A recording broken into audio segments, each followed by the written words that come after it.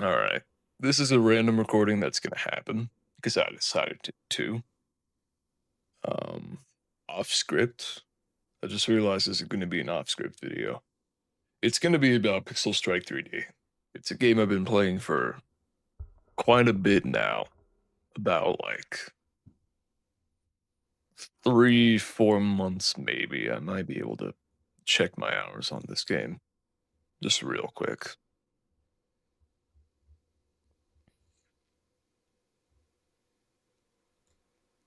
There it is. 99.9 hours. Okay. So basically 100. That that's kind of a nice number, honestly. Um, yeah, I'm gonna play the game while I list problems. First thing, opening up the menu of the game, I have daily tasks that are still on a 5-hour timer. Now, when I logged off last night at about 3 a.m.,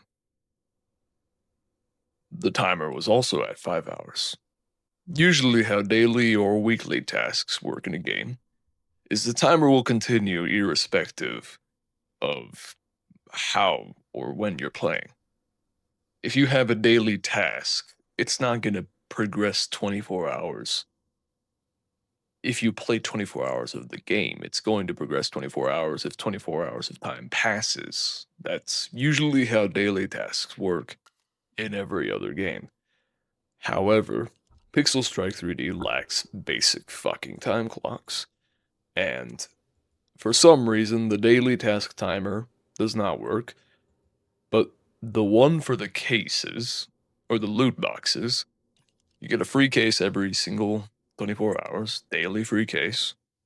And I came back and that was off the timer. That was ready to claim. So that timer works, but a different timer in the same game, in the same menu, also doesn't work.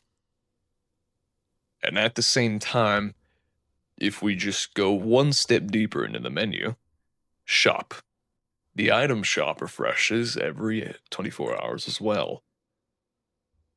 So, main problem I've seen with this is that it is not synced for everyone. For some reason, this is a daily refreshing item shop that is not universal. It is completely different for everybody. Random, completely random. Let's see what else. Sale, discount sale.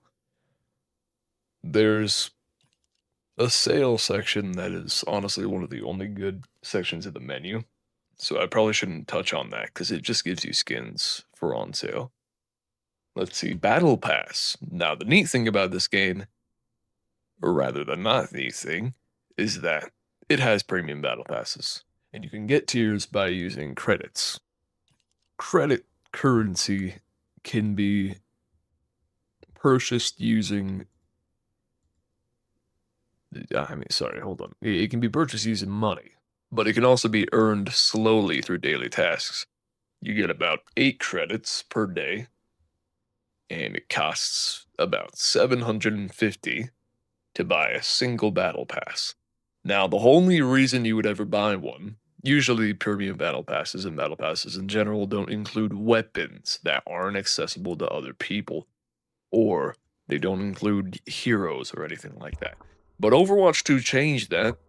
I'm not going to blame it for that, or for what's happening in this game, though. Um, the main thing is that in the pirate in the pirate battle pass, you can unlock this weapon called the hand cannon, which is just a cannonball on your hand. It's just a really tiny cannonball that insta kills on headshot, and it is also hit scan. So yeah, really easy to use, extremely easy to use. Does not have a fire rate delay that is long at all, and the reload is also quick. At least the mag is limited at about at about 3. It's limited at about 3 shots. So at least it has that limit. But the fact that that's locked behind a premium tier, and it is literally only one step ahead of the normal tier. So if this was moved back by one tier, this wasn't a 40 tier battle pass, it would legitimately be free. But it's not. And I think that was a purposeful decision because they knew people would pay for a good weapon. Regrettably, I did. Um, but I got it during the 50% off plus double currency event. Latest battle pass also includes a weapon. Oh wait, no. Sorry, that's wrong. I thought it did. Can't catch myself slipping here. Let's see. Loadouts. Loadouts. This is a problem we can find.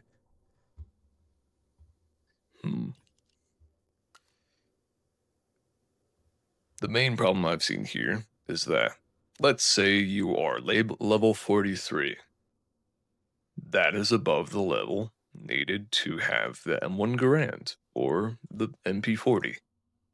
But let's say you reach level 43 and it tells you in the leveling screen after the end of a match that you unlocked the MP40. So you go to your loadout, you try to equip it, and it says you don't own the gun and that you need to be level 43. You check, you're level 43. You restart the game, you're level 43. And you don't have the gun, and you have to pay 35 coins at base. You have to get 3 levels above a weapon that you should have unlocked, but you did not, for whatever reason, to buy it for 0 coins. Because the cost of a weapon goes down as you get closer to the level you're supposed to unlock it at, to unlock it early. And because you're 3 levels past that, it just goes to 0. It's the stupidest thing I've ever seen in this game. It genuinely needs to be fixed. Settings. Quick look at the settings. Graphics. Field of view is limited at 90. FPS limit is at 144 for no fucking reason. This game has motion blur, bloom, and ambient occlusion for a pixel game. It's kind of stupid. You can turn on auto sprint, but you can't turn off aim assist on controller. You cannot control how much aim assist you have on controller. You cannot change any of the. Well, oh, sorry. You can change some of the binds. I was wrong about that. Sorry. And then the audio. There's nothing besides master music and sound effects, but I don't think it needs any more.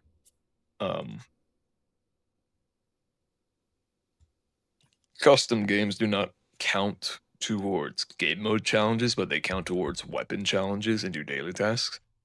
So if you get 44 kills with the weapon you need to kill people with in the daily tasks, you will get credit for that in a custom game, such as using melee weapons in a server you made with a friend to just, keep respawning and killing them, because melee tasks are hell in this game. That's another thing. Melees suck in this game because they're close range and other things have better time to kill because they can kill you before you get close. Anyway, if you decide to play gun game because your task is getting top 3 in gun game 3 times, if you do that in a custom game, it will not count, despite weapon challenges counting. So makes 0 sense there.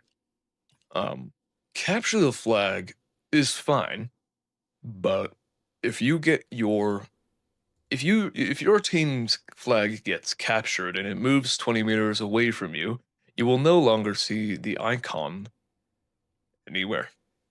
You will not see it on the minimap. The icon will disappear. You can have sightline of the player holding the flag, and it will not display the icon. So you can see the enemy flag through walls. They can see your flag. And once they pick it up and move it 20 meters away, which isn't that big of a distance in this game, you will find that you cannot find your flag, and you have no idea what route they're taking back to their base. So you just have to have good game knowledge and a good guess or you have to be on your toes. Otherwise, you will lose the game because they decided to just be a tiny bit stealthy, and the game decided to, you know, be unfavoring to whoever gets capped. For some reason, King of the Hill does not display any points.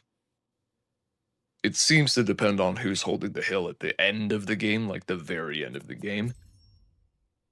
For some reason, people um don't really stand on the hill much.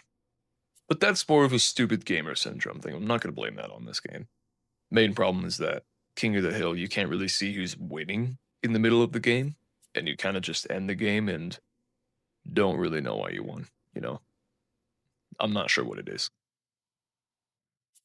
Gun game can only have one winner. Slightly makes sense. Same thing with free for all. The game has no auto balance. The auto balance is non existent.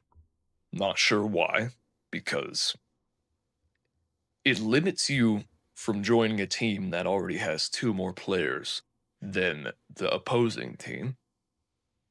But if you decide to join the other team with two less players than the other one, and let's say two of them leave, the game will not auto balance. The game will not auto balance to have only an imbalance of two.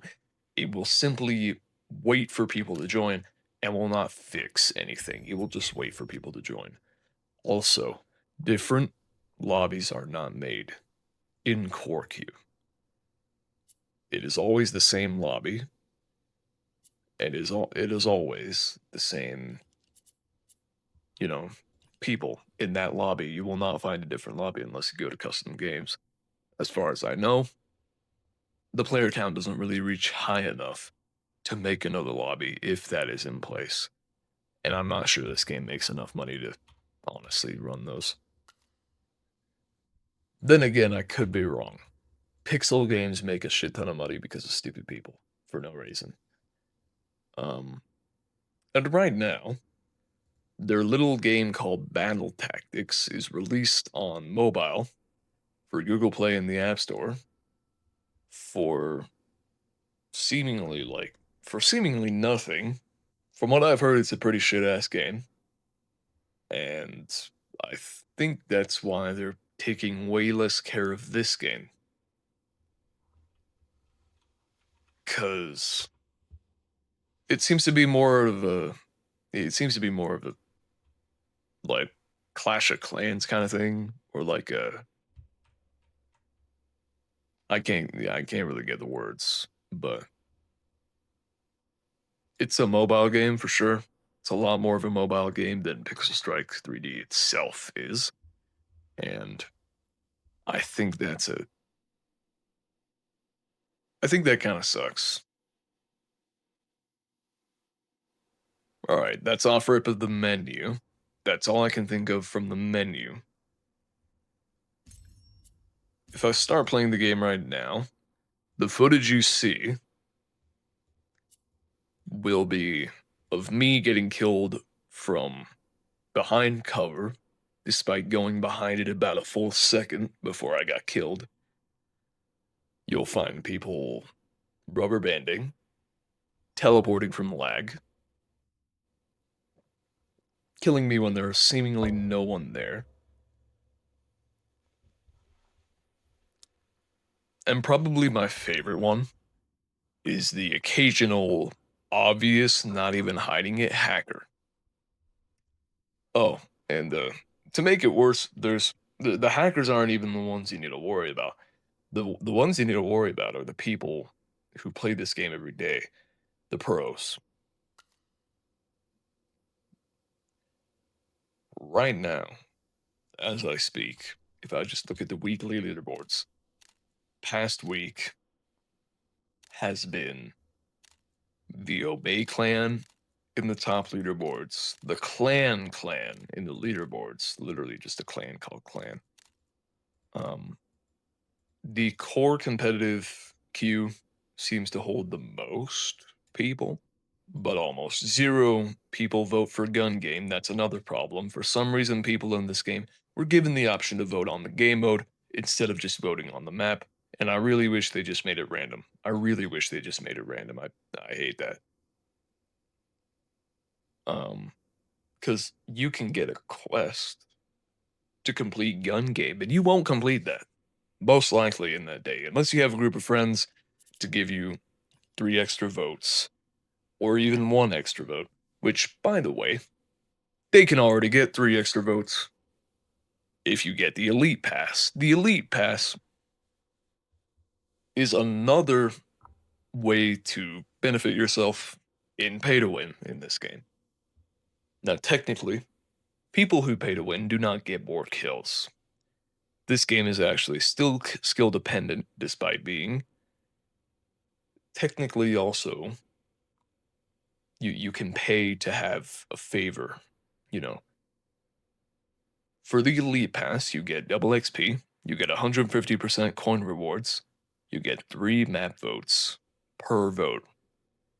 You alone get more map votes. This stuff is crazy. We're having paid elections in a pixel game, bro. Copy enemy loadouts,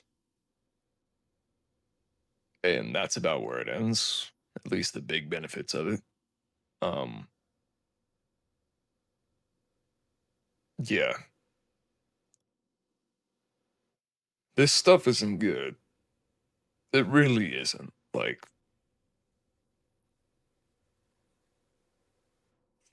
I wish this game would do some basic improvements, like hit registration syncing, so that way both people see what they see and it isn't confusing on either side. And when you get killed, it makes sense. Um, oh yeah, you can become a VIP and you can buy it on PC to get 20% increased coin gains, double task rewards, no pop-up ads, even though you don't get those on PC, and a VIP title and trail. And the trail cosmetics in this game aren't even trails. They're kind of just particle effects around you. They're really not much of a trail. Um, okay, is that everything? I think that's about everything. Maybe. I don't know. I'm not sure. Uh,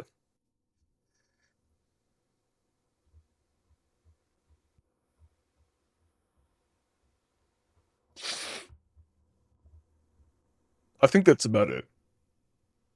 Well, yeah, that's about it for this off script video. Just a Pixel Strike 3D rant. I'll have the footage for this rant just be the gameplay footage that I did while I had the game open in front of me. And that's about it. I'll see you in the next one. Goodbye.